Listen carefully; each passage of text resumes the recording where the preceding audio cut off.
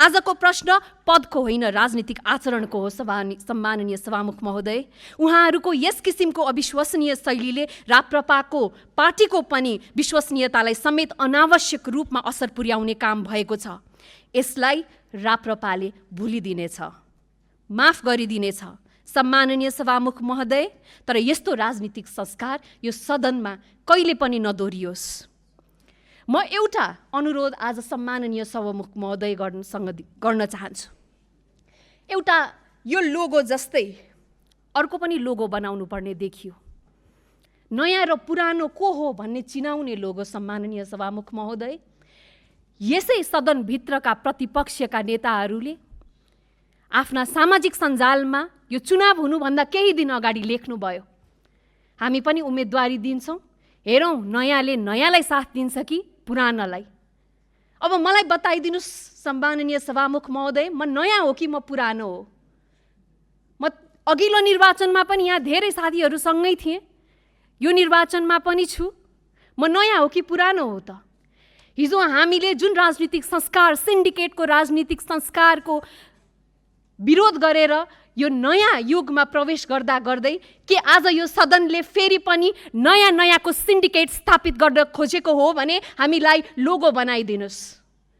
विभिन्न दलबाट सत्ता पक्षमा विजयी हुनुभएका साथीहरू, यहाँहरू पनि पहिला अन्य दलहरूमा हुनुहुन्थ्यो। तपाईहरू नयाँ दल कि पुरानो दल त? यहाँ अग्रजहरू हुनुहुन्छ, उहाँहरू नयाँ कि पुरानो त? नयाँ विचार हुनुपर्छ, नयाँ संस्कार हुनुपर्छ। त्यसलाई हामी स्थापित गरौँ र जुन सिन्डिकेटको राजनीति थियो त्यसलाई अन्त्य गरौँ। र म यहाँहरूलाई अन्त्यमा भन्न चाहन्छु, महिला माननीय ज्यूहरूलाई, आज हाम्रो पार्टीबाट एकजना महिला उम्मेदवार हुँदै गर्दा र देशभरिका मिडियाहरूलाई पनि म प्रश्न गर्न चाहन्छु, के कसैको श्रीमती हुनु हाम्रो पहिचान हो? के एउटा श्रीमान र श्रीमतीको योगदान राजनीतिकमा बराबर हुन सक्दैन? के उनको श्रीमान एउटा पार्टीमा राजनीतिज्ञ छ भनेर आज उसले घरमा बसेर चुलो चौको मात्रै गर्नुपर्ने थियो? के को लागि यो परिवर्तन गर्नुभयो? यदि तपाईँहरूले एउटा महिलालाई स्वीकार गर्न सक्नुहुन्न राजनीतिज्ञको रूपमा भने यसको म जवाफ यो सम्मानित संसदबाट चाहन्छु। त्यसैले म यहाँहरूलाई भन्न चाहन्छु। हुन्छ सम्मानित सभामुख महोदय, म अन्त्यमा छु। र यो सदन युवाको ऊर्जाले मात्रै चल्दैन, अग्रजको अनुभव पनि चाहिन्छ। अहिलेको आवश्यकता भनेको यो देशमा युवाको जोश, जागर र अग्रजको अनुभव हो।